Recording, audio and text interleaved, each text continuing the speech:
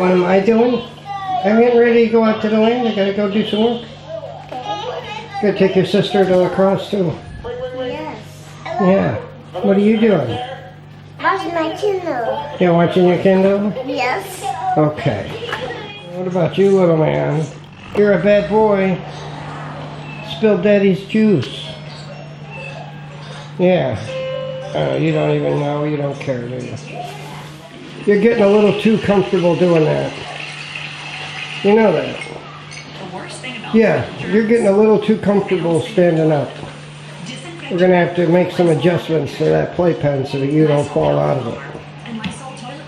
Yeah, look at you. Standing up. How long till you walk? A little while. Can we leave now? It's morning. I just dropped the guys off. I got to take the shy one here to lacrosse again this morning. So, but I had to get the guys here first, and we're running late. So, we're off to take her to lacrosse. I dropped off the shy one, made a stop, and I was going to go to the hardware store and get some piping for that tank. And I realized I didn't bring the cap. Most of those IBC tanks use a 1.5-inch threaded pipe. But that one is not a 1.5-inch. That's either a 2, it looks like a 2, but I'm not positive. It might be 2.5. It's a big thread. And I meant to grab the tank this morning so I could stop there on the way home. Of course, I didn't grab the cap, so now I've got to go back out to the land, get the cap, and then head to the hardware store. Right now, we're in the good time of year. We're getting rain pretty regularly, although not as much as we had been. The ground is still kind of wet, so we're all right there. But come summertime, we're going to go several months without rain, and it's not a joke. We go 2 or 3 months with no rain at all. And I need to be prepared with the irrigation lines for that time. If I do one tank every month, we'll be good by the time everything gets dry. This is what we need to connect to. So what I need to do is take this piece down to the hardware store and find the thread that matches that so we can easily connect to it and run water lines off of this. Now looking at this foundation, the block that this tank is sitting on, we have it 10 blocks across. 10 blocks per row, and it's 4 rows high, so it's 40 blocks. To be honest, I'd like to see the tanks higher than this, so I might go 1 extra row of blocks, and the higher it is, the more potential energy. The more potential energy, the higher the pressure. The higher the pressure, the better watering you get with these drip irrigation systems. So now that I'm back here on the land, I'm seeing a few of the things that we need to do. One of the things that we're running into is we just don't have enough cardboard. And to be honest, I have not been going to get cardboard. I do have a source for cardboard, but it's not as close as I'd like. It's really close to where I used to live.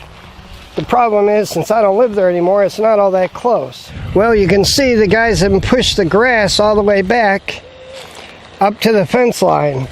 So we are basically at the end of this corner. We've got a few trees that have to come down, and we've got to clear this spot. I'm pretty confident we'll be done this week. All these trees are going to come down. We got a few here, and this tree came down but hasn't been cleaned up. So we got all this that needs to be done. It'll be done before the end of the week, and we'll get planting too. I stopped at the hardware store. I picked up some stuff. One of the things they did have, I don't know if it's going to fit, but I'm hoping it will, is some wheels. The tires that were on that chipper are completely useless. The minute you get that thing into the bush, they're flat. Now, why they would put inner tubed tires, basically bicycle type inner tube tires, on a machine that's supposed to be in the bush is absolutely baffling to me. Totally baffling. But they did. So I had to find some tires that would actually work. All right, so I got tires for the chipper. Hopefully we get that thing chipped, we'll be in good shape. I got the pipe fittings and a bunch of ball valves to put on the tank so we can get water flowing through the tank properly. I wasn't able to get any blocks yet, but that's all right. We'll get some block eventually. Now, unfortunately, I have to go see a dentist. I have to see a specialist here. One of the teeth, if you clearly, you know, I've got a broken tooth. And I've got to go see this endodontist about getting this root canal fixed. I'm going in to see this guy.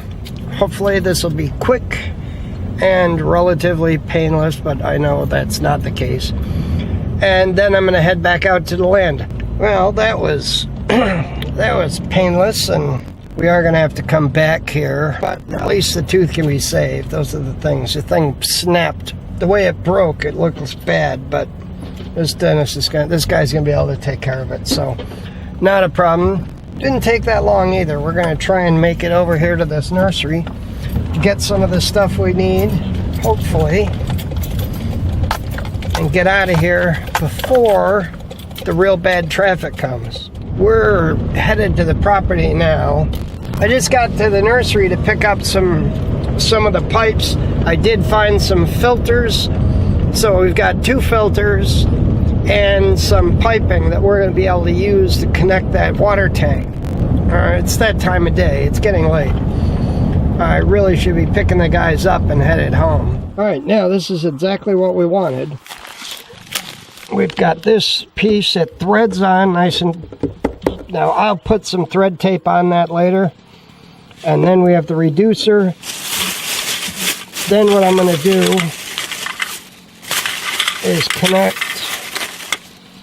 this T. When I connect that T, we're going to run one line this way to irrigate, one line this way to irrigate, and then this one's going to come forward. It'll allow us connect to the to fill water cans and that sort of thing. We're going to take a walk through, kind of see what we got done tonight. I can see what they got done over here. It looks like they're getting ready to set some stumps on fire. Hopefully that's the case. We get a few stumps burning, we'll be good. Just to give you guys an example, here's the bend in the canal. Comes here, and that's where it turns. So, here's where we are. I need to get this section over here planted. This area here has to be planted before I start focusing on running down the length of the canal. Now, I have said I'm not going to do too much looking at these trees, but I just happened to see this one. And look at the tip. We've got nice new growth on the tip. Tell you, one of the things I've really been enjoying as I go through this place is seeing these moringas get bigger. We still have a lot of areas that have to be planted out in moringa, but the more of these we get, the better. You know, these moringas I've got planted, there's a lot of reasons you have the moringas. The moringa's a fantastic tree. First off, it's the miracle tree. Everyone loves the moringa. It's got so many useful purposes. But for us, for right here, for right now, the moringa is a fast-growing tree. All right, Jeff Lawton talks about fast carbon pathways. We want a way to get as much carbon as possible in this soil. And these moringas grow fast. And by planting so many of them, we would never be able to use all of them. Right?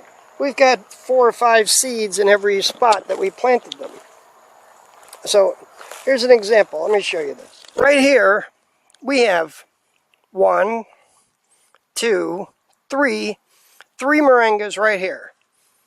Now, if we let one of them grow and take the other 2 and chip them for mulch, we're going to be in really good shape. This is going to give us added mulch. This is the benefit of what we're talking about here. This is an important issue because I could not get enough wood chips.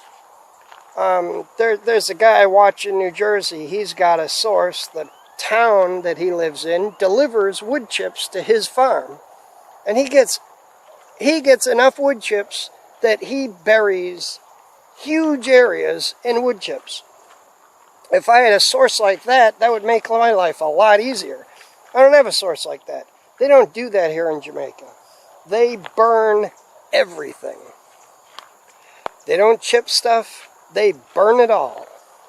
So when you get a situation like I have, I need chips. How am I going to get this much carbon on the site? And I get a bunch of grass clippings from the local area, so I can get grass clippings, but we need wood chips. And the best way that I can think of to get enough wood chips is to just grow them all here. The advantage here is by planting all these trees that we're really not going to use.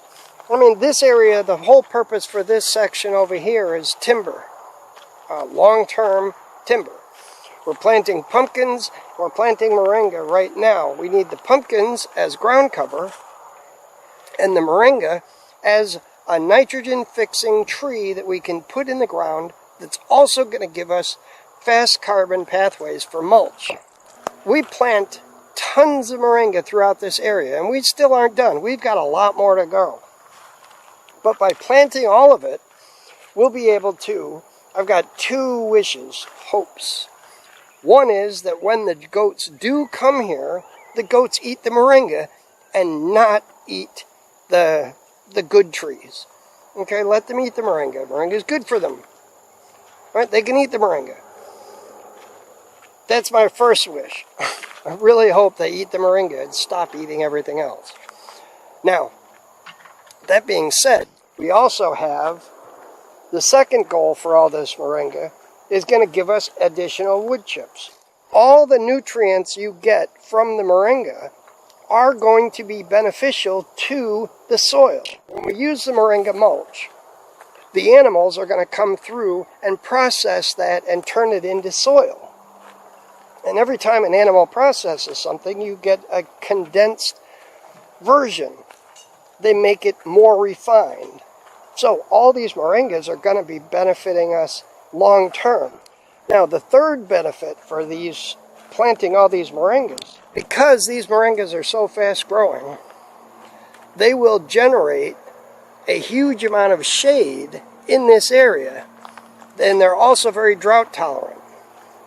So this summer, when we're dealing with very high temperatures and long periods of time without water, without rain, the moringas will be generating shade, helping to cool this place. So these trees aren't going to be stressed from all of that. September, October, when the rains come and things cool down, we can come through here with the chipper. We'll bring the chipper in here. We'll cut all these moringas down, chip them, and increase our mulch layer. Another thing we're going to be doing is planting the gunga pea. For the rest of you outside of Jamaica, that's pigeon pea. By planting that, we're going to do the same thing. Fast carbon pathways. The pigeon pea grows fast. It's a legume, going to give us nitrogen in the soil. And on top of the fact that it grows fast, and it's going to give us the nitrogen, we get peas out of it. It's a big crop here. They love the stuff. This time of year, you get a lot of people selling pigeon pea or gunga pea. So that's our plan. All of these things have the purpose, and the purpose is to increase the health of this soil. This soil is such a heavy clay, and the only way to break this stuff up effectively is to just increase the life in the soil, get more life going. These root systems are going to help break up that soil. As these plants dig their roots into this clay, when we cut them, those roots are going to die back and create pathways for the animals, for the water, for everything we need to flow into the soil. This is an example of what we're hoping to do. This is just one pumpkin. Now we're planting pumpkin everywhere. And the reason is quite simple. These pumpkins can handle the temperature. They do really well here. And they're going to give us shade over this soil. Now I have sweet potatoes back at the house that we're going to get slips off of. But the pumpkins tend to grow actually bigger and faster than the sweet potatoes. This is just one of the pumpkins. Now imagine this entire place covered in pumpkin. So guys, that's our day. We're gonna pack up. I think I'm gonna get some jerk chicken tonight. We'll see you guys. We'll be back tomorrow. We'll see you guys tomorrow. God bless.